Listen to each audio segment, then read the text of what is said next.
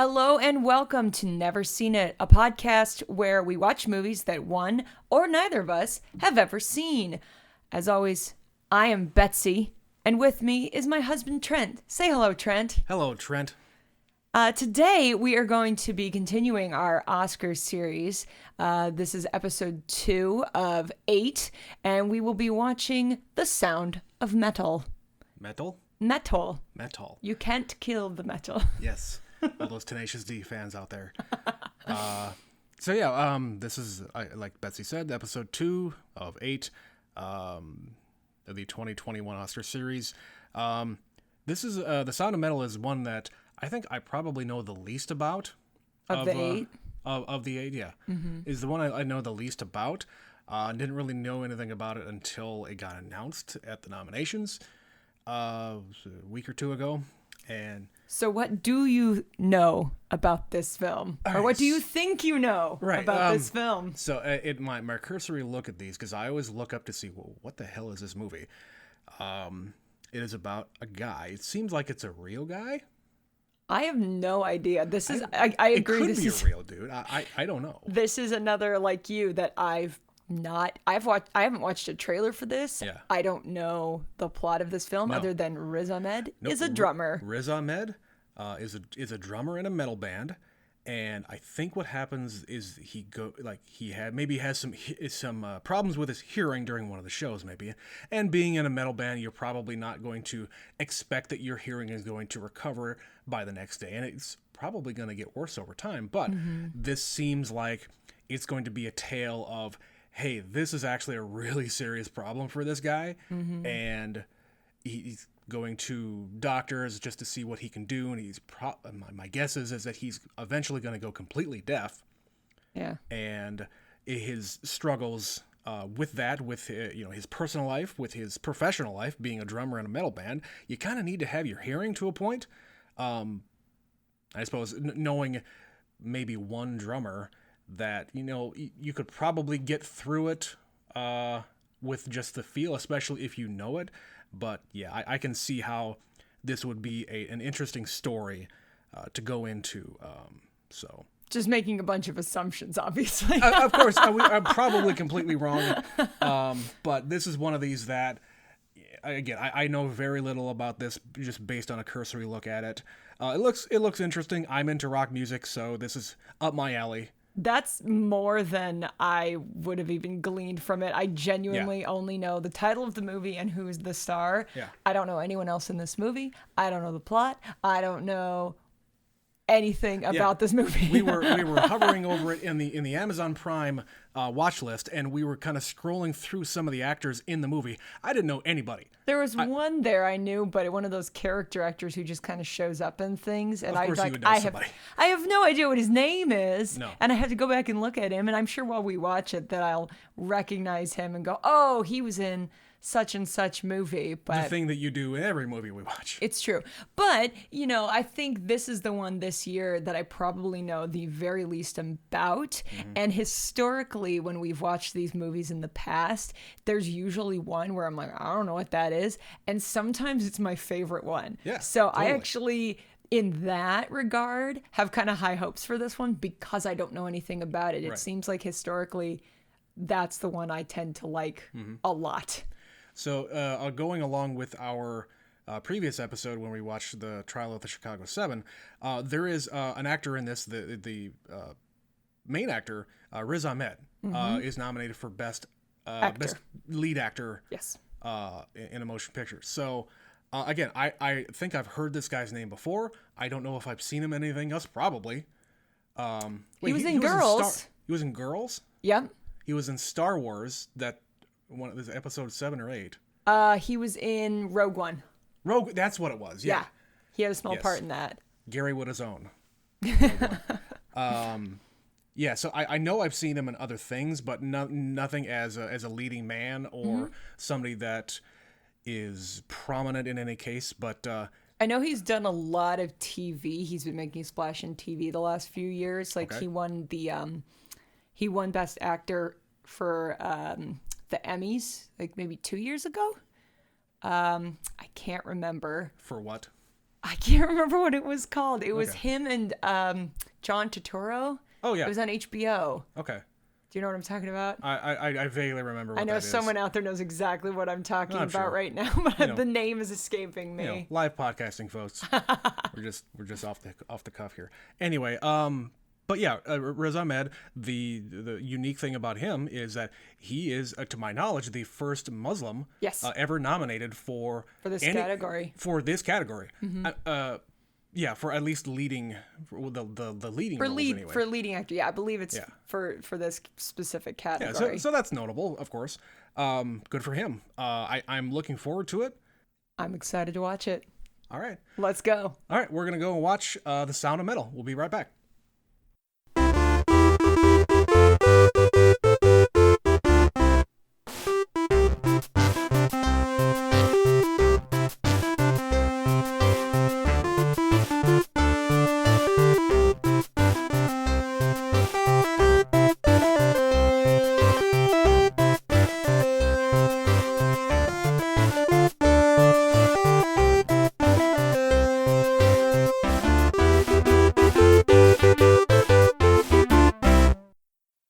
And we're back. And just to show you how little I really did know about this movie, it's simply Sound of Metal, not The Sound of Metal. It's true. Titles are important. I had a lot of thoughts about this movie.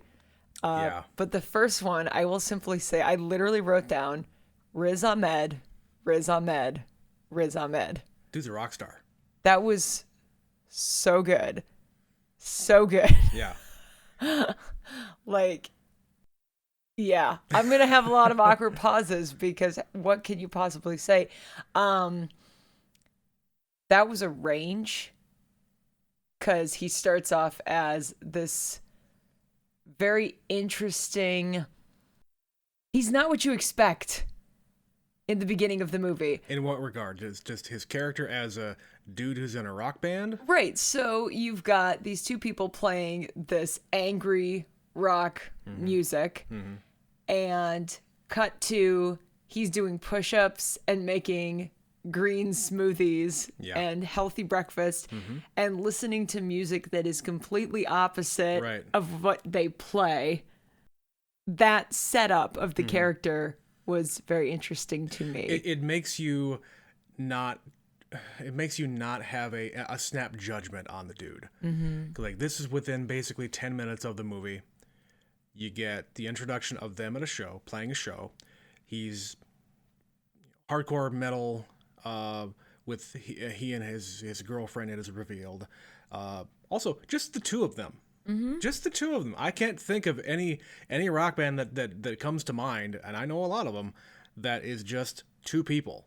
The White Stripes. Well, The Black Keys. not like that kind of music. Not metal. Not metal metal. usually is like 6 guys and the dude on the drums has 24 pieces. Sure.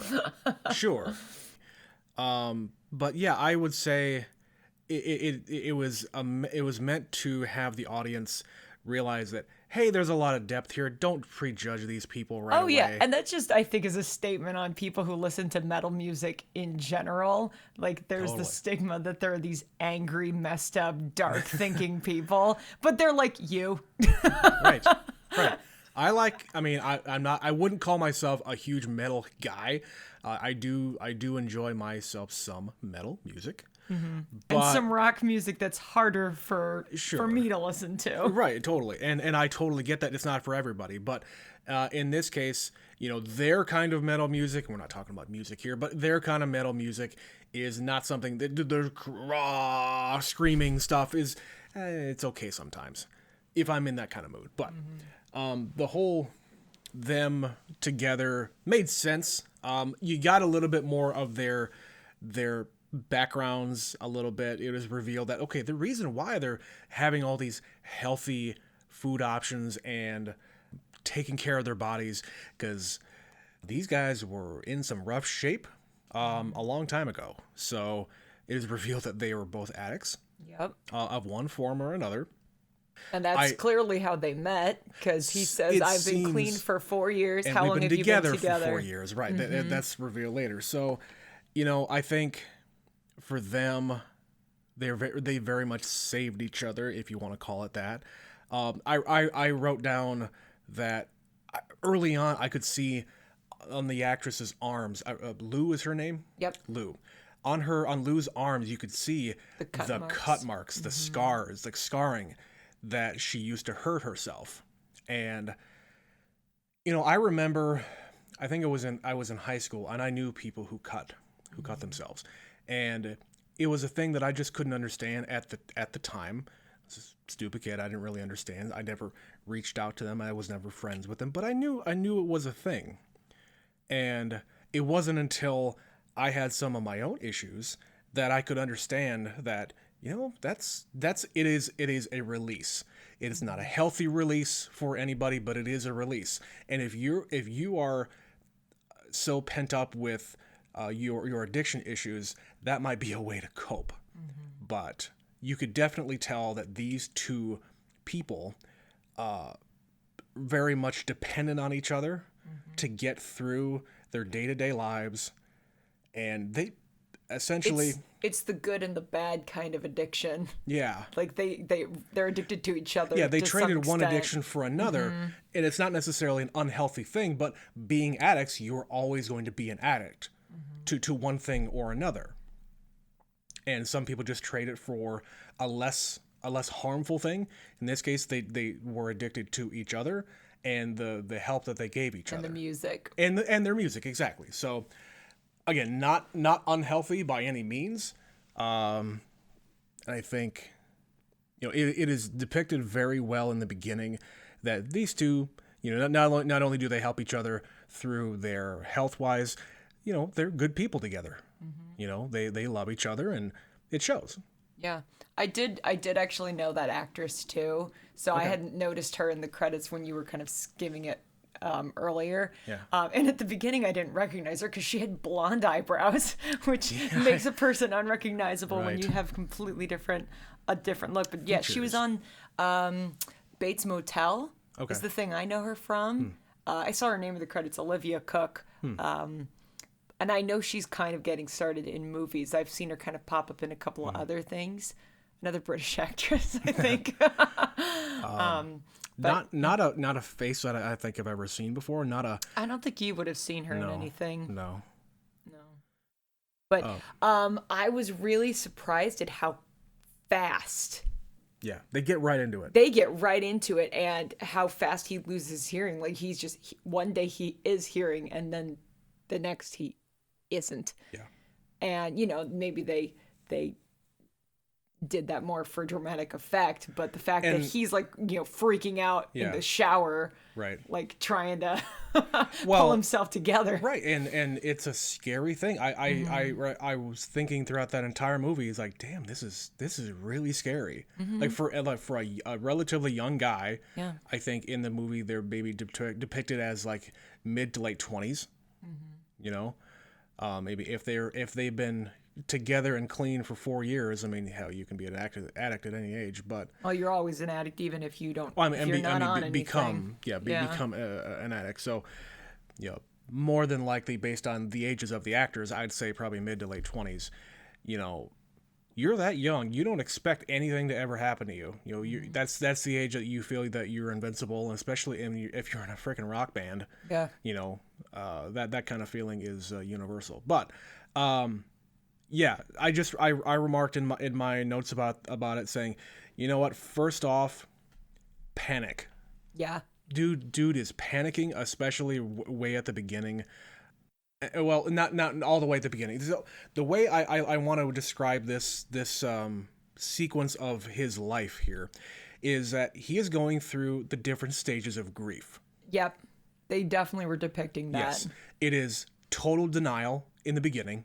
He doesn't tell himself that. He doesn't tell his girlfriend that. He doesn't tell anybody else. He's dealing with it internally, probably just telling himself, no, this will go away. This is fine. There's nothing going on. I just played a show. I'm fine. This happens to me all the time, probably. Yeah, we can figure it out. I'll figure it out. It's fine. It's fine. Yeah, it'll go away. Maybe I got something, swimmer's ear, or maybe I got something going on. I don't know. So, he ends up having to go to a doctor. Not having to, but he decided to go to a doctor. Didn't tell his girlfriend he was going.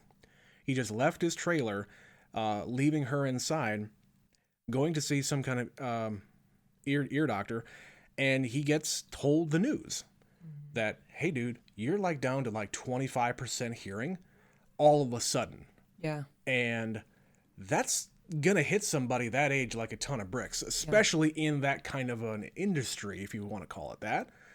When you have that kind of a job and you are needing to have your hearing. Everything you know and everything you have is gone. Right. Like your entire career is done. You can't do it anymore. And he keeps trying to justify it and say, no, I can do it. You could play off of me. I know the songs. You just play off of me. You change because I can do it. We can make it. We can figure it out. The denial. The bargaining. Yeah, he was in denial. He was bargaining. He was angry. He literally smashes up the entire RV. That is how I was thinking about it throughout the entire movie. Yep. Is the stages of grief, because you are losing something. Yep. And it's not a person. It is not yourself. It is a part of yourself that, hey, you are very much attached to. And a dude who is that age, having never had any kind of loss like that, probably, it's going to hit you really damn hard. Well, and just the look, like when he tells her and she realizes what's going on. Yeah. She just looks at him with such empathy and sadness. Yeah. Like he's dying. Yeah. Yeah. And she tries to help him, and he doesn't want help. And this is a part of him that is dying. You know, his passion for the music that he's playing. Yep. The passion for being in this band, being with her in this band, has to die. Because you have to have some kind of acceptance to that, which is another step to the stages of grief. And he doesn't get to the acceptance portion until the absolute end. Right. Well, he gets to the acceptance place, but then it switches tones to being the addiction part where he relapses metaphorically into his former life, and he wants his girl, and he wants to hear, and he wants, even though he's figured it out, he's figured out how to exist, and he doesn't have a world around him where he needs to hear, and the kids around him look up to him, and the coworkers and the friends that he's made, and he's figured it out. But then he gets a taste of it. Yeah. He gets he checks his email and he sees one thing and it sets him off. And the guy, Joe, says, this sounds like an addict talking. Yeah. Like he's not talking about drugs, but he sounds like an addict. Yeah.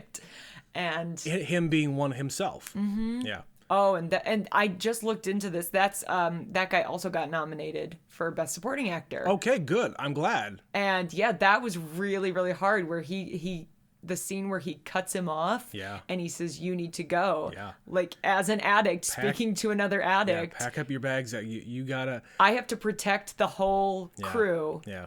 And you can't be here. You will poison the well.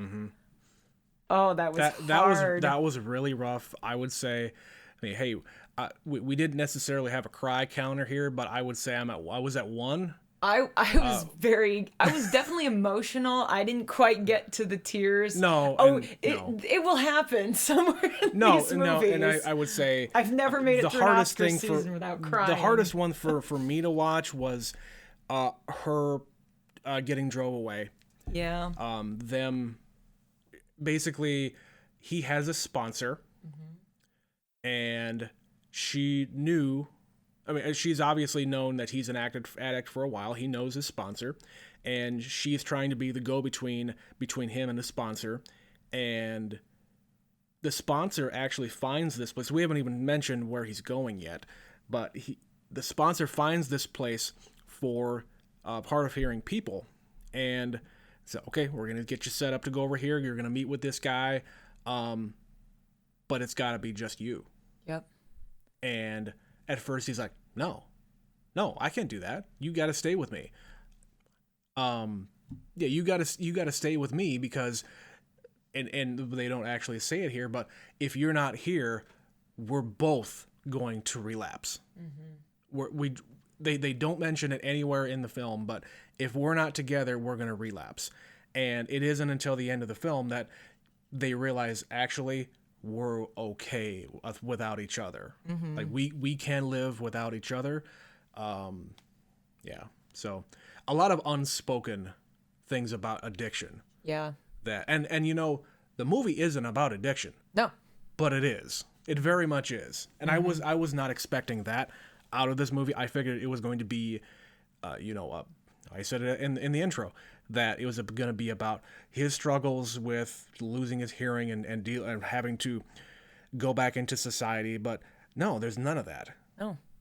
Well, he spends your big chunk of the middle of the movie at that facility in Yeah. a completely deaf or hard of hearing community. Like the implication is that they don't speak there. Right. They are focusing purely on learning sign language and communicating that way. Yeah. And I just wrote down that, that would be a completely lonely, Yes. like really, really difficult situation because he's dropped. It's like a foreign country. You are surrounded by people who speak a language you don't speak. You're alone. Yep. You don't know the rules. You don't know the ways. Like his task is learn how to be deaf. Right. His task there is just learn how to be deaf Yeah. and be okay with it. And The rest will come after that. yeah. Like that's step one, guy. Yeah, and when he does figure it out, he's like, "Yeah, I'm doing it. I'm Right, there. right. I'm part of it." And for a while, it's good, but that's how you learn. You have to just immerse yourself in it.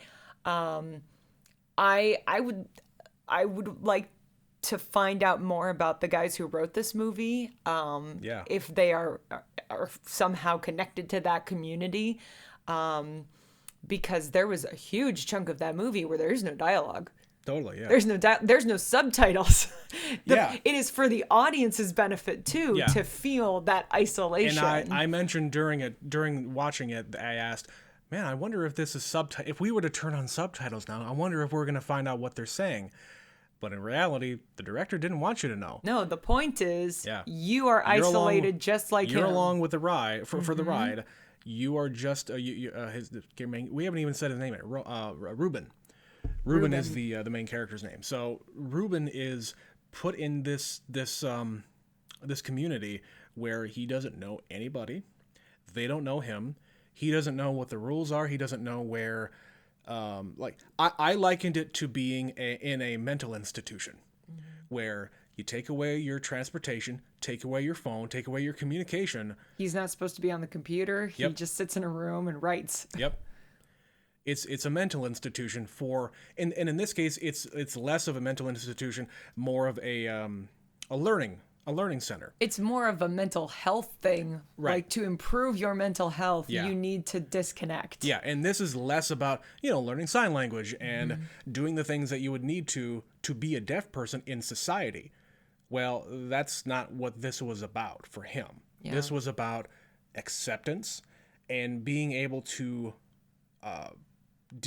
be able to deal with it. Now, one of the things that Joe, the person who was running the joint, that Joe did was show him or tell him, gave him a task to go into this room by himself for as long as it takes every day and write.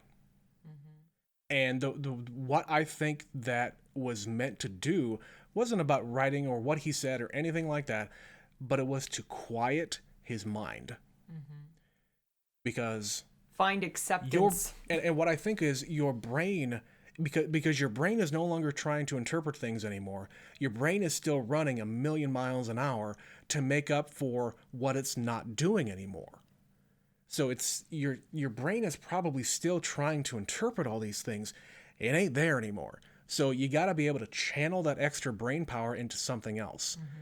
And in this case, it is trying to channel that into whatever you're writing, to try to get your communication to a point where you know what you're saying, you know how to put it out. But his mind was so clouded, and I'm sure it has having to do with his addiction in some cases. And People with addictions need something to do. yeah, They need some focus, somewhere to take that To part of channel their it. brain to Yeah. channel it. yeah, And probably his was his relationship, his drumming. Yeah. He doesn't have that now. Yeah. Yeah, so him going into the room every day was, I think, a unique thing that only he was given, or at least the people who come in there with an addiction, because it's Well, and the entire company of people there are all addicts. They touch on that think too. so? No, they said it. Okay. He said it. Joe was an alcoholic, Mm-hmm. and they have the focus, not the focus group, the support group, Right. where they go around. We can't see what they're saying. Yeah, I suppose. But they basically say, Yeah. he starts by saying, "I'm an addict," and he does the sign, Yeah. and then they all do that sign. Okay. Addict, All right, addict. all They right, put all their right. hand up in the same way. Okay, I'm an addict. I missed that portion, Yeah. but that makes sense. Yeah, the entire community. Okay. Which are- also makes sense that the sponsor Yeah. found out about this place, Yeah. probably through other addicts. a network of some kind. Yeah. Yeah. Yeah, because it's Okay. it's very specific. Like Yeah. there's tons of Alcoholics Anonymous and places for addicts to go. Like, I'm addicted to heroin, I'm addicted to cocaine.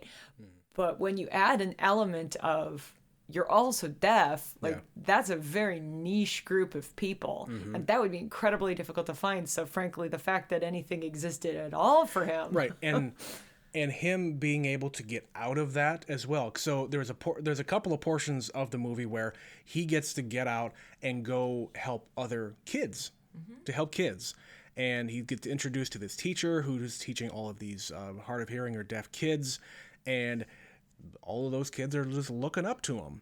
Because, hey, he's a crazy rocker with dyed frosted hair and underwear tattoos, and a tattoo of underpants on his arm. That was funny. He's got a bunch of crazy tattoos and he looks weird, but hey, he's an adult coming to talk to us, so that's cool. If I was a kid, I think that was cool. Yeah. And a part of that was, I think one of the things that really made me think that he was on the right track was he was like teaching a clinic about drumming to these deaf kids, with all of them in a circle and hitting the bottoms of buckets with drumsticks in unison, and it was just a really cool thing to see. Yeah, and he was making it. He was figuring it out. He was on the right track, and then he got derailed. Right, and I think what happened there was, yeah, he went to go to their band website, where there was a video of Lou performing somewhere, and he's like, "Well, what the hell are you doing, lady?" Playing alone Yeah, with drum pedals. yeah. It's like, "Oh man, you need me, you need me, you need me," is probably what he was saying to himself. But I think, yeah, it was him going back to their RV that was still parked at the facility, and looking at everything and having the memories come back and having that triggered Yep. in his mind that I need to get back there. How do I get back there? I need to get this thing. Figure it out. And so we kind of backtrack here to when he initially went to see the doctor. He was told by this doctor that, there is a thing that you can do with a cochlear implant. It's like, $40,000, $50,000, $60,000, $80,000 to get this implant done. And that's all he could focus on. That's what he narrowed in on from the get-go. It's like, oh, I get this thing, and then I'm back. I'm back to normal. Yep. That's what he was telling himself the entire time. Whether or not the doctor ever was clear about that was never actually said. Mm-hmm. But in my mind, the doctor probably told him that, it's not a miracle cure, dude. Yeah. You're going to be able to get some of that back, but not all the way. He didn't hear any of that. He heard, there's a fix, there's a medical procedure that I can do, it's just a matter of money. So let's get the money, let's get me fixed, and we can get back out on the road, get back to my normal life. Yeah, when he finally goes through with it, I had that thought too. Is like, did they not explain this to you, or were you just not listening? And I think you're right. He probably just wasn't listening because, of course, it's a trick. It's a trick of your brain to allow you to hear something. Mm-hmm. I've seen videos where people who have never heard before, ever in their life, like this guy was hearing for 20-something years, where they give these people the implant and they hear something for the first time. And they don't know what it's supposed They to don't know. sound like. They have no idea what it's going to be, what the sensation is whatsoever.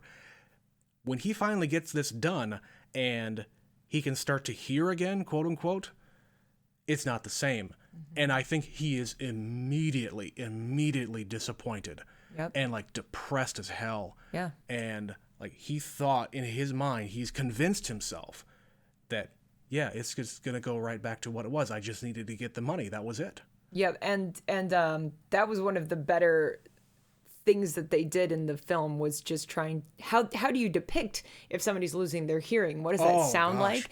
And of course, that's kind of the universal I can't hear thing, is that kind of hollow. You're underwater, but worse. Yeah. So that made sense. The sound of what he hears when the implants are in, that was interesting. So that, I've tried to explain this to you. I have those earbud at work, and they're not great. And sometimes they go on the fritz. That's what it sounds like. That's the sound. It's like this weird broken up electronic, like it kind of cuts in and out. Interference. Yeah. And I don't know anybody who has cochlear implants off the top of my head anyway, that would be able to describe what that sounds like, because again, like you said, I don't know if you heard before and you're hearing it this way now, or if this is all you've ever heard, because how do you describe sound like that to somebody who's never heard it? How do you describe color to somebody who's blind? Yeah. That kind of thing. Mm-hmm. I kind of had the feeling that it was going to go the way it did by the end, because it becomes such sensory overload when you haven't heard anything for this many months, and now you can hear, but it's not what you thought it was going to be. It's nowhere near what you thought it was going to be. And it's just, it becomes loud and cluttered, and you don't know what anything is, and up is down and down is up. And yeah, it is a sensory overload when you've been living like this. And to be clear here, we don't know how long it's been. No, they don't actually say. From the beginning of the movie to the end of the movie, they do not say that there is a time jump, for sure.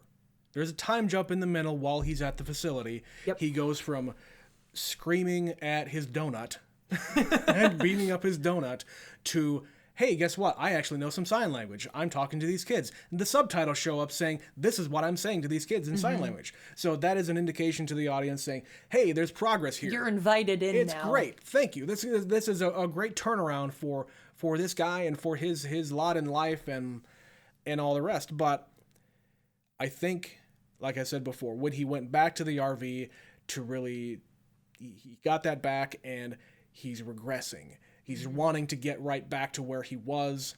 He got an idea. I'm going to sell all my shit. I'm going to get the implant. I'm going to go back and be with my girlfriend. And I'm going to hear, and we're going to get the band back together, and we're going to get on the road, and we're going to make that album we were talking about making. Yep, and my girlfriend has a really rich dad, so they're going to just pay us to get right back on the road. And it's like, dude, you're making a lot of assumptions here. And we find out that Gal's dad just didn't even like him to begin with. He wasn't going to ever give him any money, for sure. No.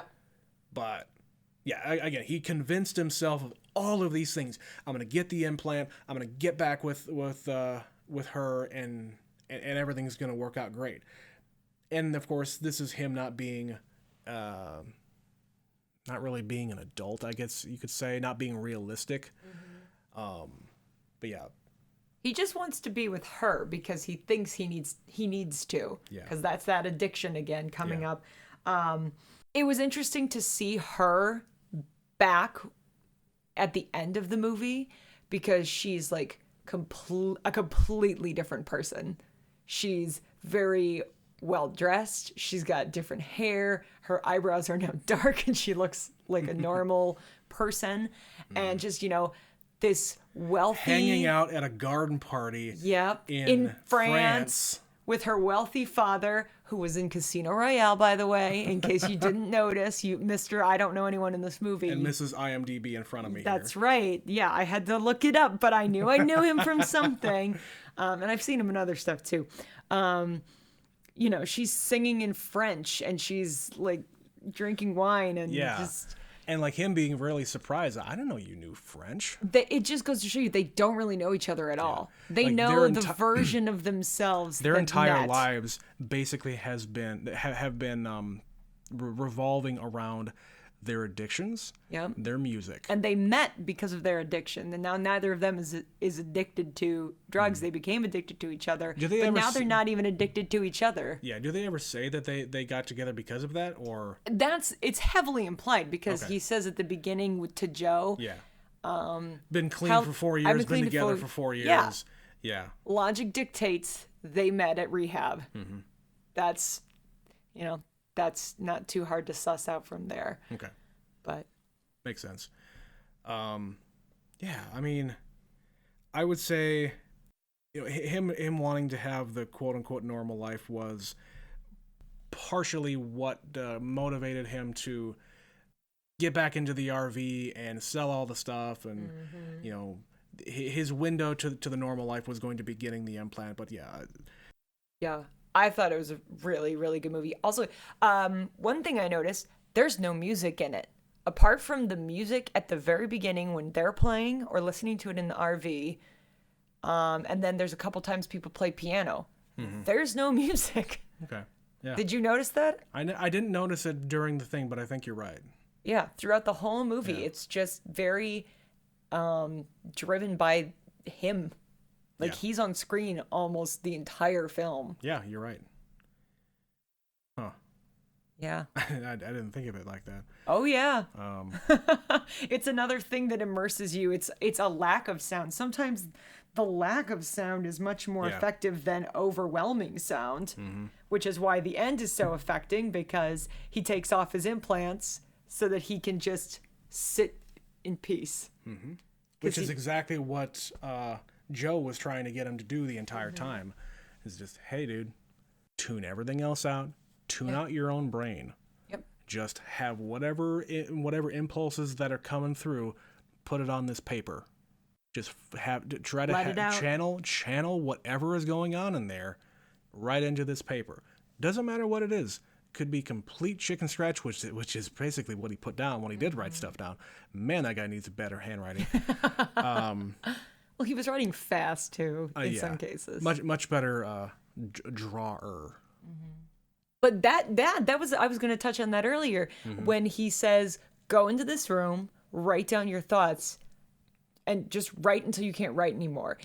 If you need to get up. But if you need to write. And he says it has to be writing, implying I'd rather draw. No, you can't draw. Yeah. But clearly he can draw. They show him he's a tattoo artist, an amateur tattoo artist. Yeah. Like all that stuff on his body, he probably drew himself. Most of it. I would Don't wager think he all can- of it. I don't think he can draw the thing on his back. The clown on his back, Okay. he couldn't have done. Listen, he could have drawn it. Yeah, and somebody Doesn't else would mean have he done tattooed Totally, it, but totally. he clearly also tattoos people. Yeah. Given the woman who he gave a tattoo to. Yes. Trying to integrate into the deaf community there. This is something that I've experienced, where they have dinner for the first time after he's there, the first night he's there, when everything is silent, or like you can hear the very muffled. The way the sound is depicted that he could hear, the muffled hitting of the table and them kind of rustling around, and then the audio is brought up and you can hear perfectly what's going on. To anybody else, if that group of people were at a restaurant, everybody around them, if they didn't know any better, would think, "Oh man, these people are rude. They're just hitting their plates everywhere. They're just banging the table," and it's just how they have to be. They don't know that they're causing a disturbance or a ruckus or whatever. Well, they might. They don't know any necessarily better. a ruckus. But to They're just anybody making else, noise. but to anybody else in a restaurant like that, you would think that, oh, geez, this group of people is being so rude. Yeah. Well, it's just how they have to be. I mean, they get each other's It attention. doesn't even have to be. It's just they don't. They're just doing. Yeah, They don't and that's, know that there's a and sound that's what they attached do to it. in their own communities, because they bang the table to try to get people's attention. Yeah. I said to you during the movie that, in hotels they have there's handicapped rooms that in some rooms they have little switches on the outside of the hotel room that will turn on and off the light inside to get people's attention. That's what they're doing by banging on the table. They're trying to get, hey, look at me. I'm going to sign to you because I want to talk to you. That's what they're trying to depict there. And I think that's what they were trying to do by bringing the volume up so you can hear everything. Yeah. Like, hey, this is what a person who could hear would experience.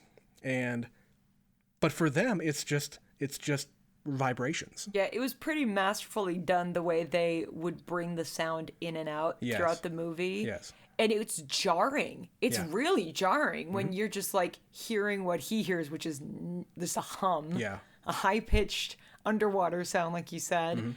And then like that kind of whoosh, and it's normal again. It was very jarring throughout parts of the film, but done like perfectly. Yeah. Going back to what you said about dinner, I actually, in college, I went with a friend to dinner, and her mom is deaf, and everybody in the family, of course, speaks sign language, and I'm the only one who didn't. So I have experienced that, and it's a very unusual thing. I just sort of sat there looking around, smiling, and absorbing. Totally. But that's the only time I've ever experienced anything like that. And it's weird to be on the other side of that because it gives you an appreciation for what deaf and hard of hearing people go through every single day of their lives. Yep. Like if they work in a building where they're the only person who's deaf, that's a lot. It's a lot. We're a lot. I can't even imagine. And the Joe reads lips. Yeah. So you have to be looking at him, and you have to speak clearly, and you have to speak slowly. I really liked how they integrated all the different pieces of technology that's available. So like the when he's mic'd and it's picking up his dialogue and it's typing it out on the screen, and then like the call relay. Yep. I've been on at work and received calls like that where you're about to receive a phone call on a relay service. Okay. Okay. And in reality, those things do not exist anymore because they don't have to, because the technology has completely replaced them. That phone, there's no person in between there. That's just how it's interpreted. So now going back to kind of the ending portion, I felt like the regression that he was experiencing was, and I wouldn't necessarily call this a relapse, but it was more, him going back into the stages of grief again. Yeah. Because I think he got his disappointment right off the bat when he got the implant. He was, I think, going back to the whole denial and bargaining, where like, okay, it's not as bad. It's not that bad. I can hear. I'll be able to hear. I'll be able to hear. It's okay. I can hear you right across from me just fine. But it's depicted in the movie that when he goes to this dinner party and when he's outside where there's cars and buses and sirens and he's overwhelmed. He's just overwhelmed, and the implant cannot really get the big overwhelming sound that you and I can hear. Everything else is just static. It just turns into static. Like one-on-one, like when they're in bed together and talking, he can hear fine. He can hear all the words that she is saying. But if it's any more than just that, it gets overwhelmed and he just can't do it. It's not his fault. It's the limitations of the technology. The fact that it works at all is amazing. Yeah. And I think that's what he wanted en masse with everything. Yep. But he didn't tell himself. He wasn't honest with himself, or he just, I don't know. Maybe he was in denial about that too. All right. I want to touch on one thing about the surgery. Did they have to show it? Did they have to show the surgery and have the sound of the grinding of I don't, if you guys, I will give you fair warning, and if you've listened this far in this podcast, I would hope that you've already seen this movie and you know what I'm talking about. But they have a little bit of a shot of the actual surgery of the surgery inside so of the ear. It's got to be real footage from a real surgery. And that was just too much for me. I don't like that stuff. I know some people find medical things like that really fascinating. I am not one of them. No. I don't like watching medical shows where it's fake, let alone where you show me something real. Yeah, that portion didn't really bother me because I don't think it was that graphic, but that's just me. Like, it was the sound. I can't deal with blood. Even in real life, I can't deal with blood. Even fake blood. In a surgical medical sense, I can't deal with it. Give me a violent movie any day, but Fake. yeah, depicted as real, I can't deal with it. I got my first COVID shot the other day. I couldn't even look over at my arm. I knew it was going to be fine, but I just didn't want to look at it. It's going to be better for everyone if I don't look. Yes. Well, let's just go back here for a second. So, nominations. I'm just going to kind of go over what this film got nominated for. So it's up for Best Picture, up for Actor in a Leading Role, Actor in a Supporting Role, which we touched on. I did not know that. That's fantastic. I'm sure I saw it, but again, I've not seen the movie, so I didn't really make any connections. Right. I've certainly not memorized the list of all the nominees. And you probably wouldn't have known the name. Yep. I know I wouldn't have. Best Sound, which, I mean, come on. Best Original Screenplay and Best Achievement in Film Editing. Editing, okay. Yeah. I would say the two acting and the sound would be high contenders for that.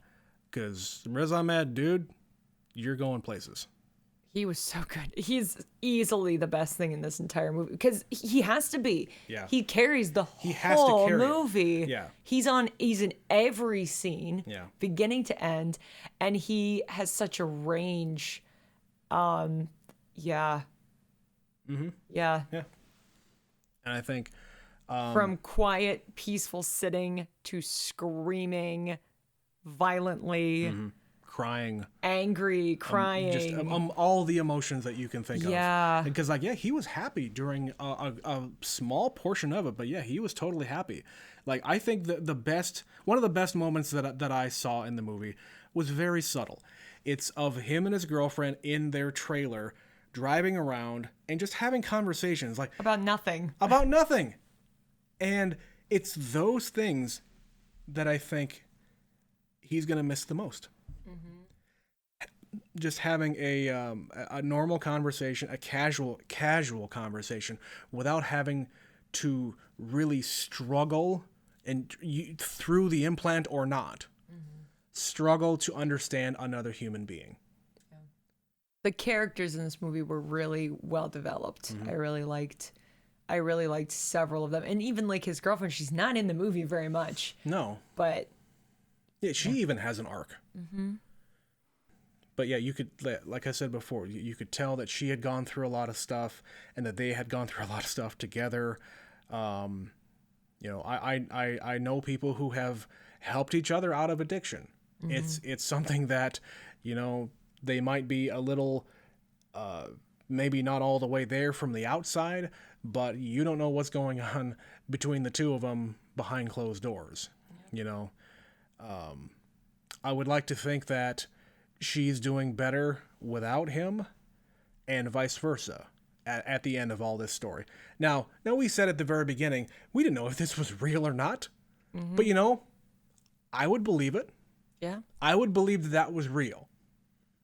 I'm sure it has something, some kind of, most fiction is grounded in reality in some point, which comes back to what you said. I wish I knew more about the writer and the director, if they knew, if they had a personal connection to this, or if it was based on anybody that they knew. I would like to know where the inspiration came from. Yeah, it's interesting to see a movie about the deaf community, because there's not many of them. No. There's movies galore about addiction. Yeah. But to have it be one and the same. Yeah. is really interesting and really unique, and I really liked it. Yeah. Yeah. I think going back to what I said earlier, the ones that I never know anything about, they're the ones that surprise me the most. Yeah, the ones that stick with you are the ones that you don't necessarily know anything about going in. And I think because we're doing this and have been doing it for years, we pay special attention to movies like this. I made a lot more notes about this movie than I did the last one because I knew more about it. I knew more about the subject matter. What little I did know more about it. And I knew about who wrote it and directed it and things like that. I knew kind of what to expect. I had no idea what this was going to be about. I think this movie had more to do with addiction than deafness. Yeah. So, it's an addiction. It's a metaphorical addiction. yeah. Yeah. Because Yep. whether you know it or not, you're addicted to your senses. Because you know them. Right. You know them, you have them, you're born with them. And when they start to slip away, that's when you freak out. That's the ultimate withdrawal. That's the ultimate withdrawal. And unlike Man. a drug addiction where Yeah. you can potentially kick it, if this goes away, there's no coming back. Yeah. You know? It's a rough movie to really experience all the way through. I think performance-wise, everybody in it was fantastic, up and down. It's the kind of movie There aren't many people in the movie to begin with, No. but yeah, Riz Ahmed, the guy who played Joe. Yeah, I thought from the beginning that, oh man, if he didn't get nominated, he got freaking snubbed, man. But hey, I'm happy. I'm happy to learn now that he was nominated. So that's fantastic. Yeah, this is the kind of movie I wish would have a bigger splash, would have a bigger impact. But Yeah. sometimes these kind of, no pun intended, quiet films, these Yeah. smaller movies, Yeah. don't always reach a huge audience. And it's so disappointing because some of the best movies I've ever seen are ones that people never pay attention to. Yeah. Or they get nominated for one Oscar one time somewhere. Right. And so they're on the radar for like 5 minutes and then they disappear. Yeah. Well, I guess that's about it for Sound of Metal. Sound of Metal. Sound of Metal. What do you think about the title? The fact that I didn't get the part of it. Yeah. Yeah. That's fine. They touch on it a few times. Like the thing with the kid and the slide. Okay. Yeah, you didn't catch that. I didn't catch that. Thank you. There's you. that, or like he's Yeah. hitting a nail with a hammer. Mm-hmm. There's some metal there. I'm sure if you went through Yeah. all the little things, the number Okay. of times Okay. that metal is making noise, Okay. or like the thing at the dinner table, they're Yeah. making noise. Yeah. There's metal forks and metal, I'm nodding my head very much so right now. So, yeah. So I liked it. Again, we're not going to do any kind of like ranking so far. Like, well, this one is better than this one right now, but maybe later we're going to. No, we're going to have a separate thing. Talking about an overall thing at the end of all this. We're going to talk about all of them in general, just to see what we liked and what we didn't like. At the end of this entire series, but we're not quite there yet. This is number 2 of 8, guys. We got a long way to go. Mm-hmm. Before we go, we've been busy today, and we created some of the socials, as the kids call it. We have something called an email address. email. It stands for electronic mail. But yeah, we have an email address if you want to contact us. We also have a Twitter page for all of you For millennials, tweeting. for all you millennials out there. Twitter account is at neverseenit_pod. Some other Yahoos already had the one without the underscore, so we had to settle. It's like we're not the first people to come up with an idea for a podcast. No, we're at the ground level, Betsy. This is the ground floor. We're breaking in. Yes, it's 2005 all over again. But yes, neverseenit_pod is our Twitter account. Our email address is neverseenitpod without the underscore @gmail.com. So contact us if you have any questions, if you have any eventual requests for movies that you maybe think we haven't seen. Challenge us. Maybe we've actually seen it, and we might have a listener mail section in the near future. But for now, just announcing that. So Twitter and Gmail account for that. And yeah, Betsy, any more thoughts? No, I think we've said about as much as we can say until we finish this, and then we'll have 20 more things, and they won't make it to the podcast. Pretty much. There's always things that we forget. I will wake up tomorrow, and something will pop into my head. Just wake up in a cold sweat, saying, right. "Oh, there was more metal." "Oh man." Yeah, So, anyway, I'm enjoying it so far. We're down 2. We have 6 more to go. yeah. I think so far it's been good. I think we're getting into it. I think this is number 2. Again, this is a brand new thing for us guys. We have never done this before. I listen to a lot of podcasts. I know what podcasts are. But yeah, this is fun for us. It's a catharsis. I'm glad some people are listening to it. If you've made it this far, thanks. Yes, I'm glad you're listening to this. All 3 of you. we're not looking to become rich and famous out of this, obviously. But when that happens, you can say you were here at episode 2 with us, the inventor of the podcast. We've done it, Trent. We've done it. But until next time, this has Never Seen It. We'll be back to you next time. See ya. Bye.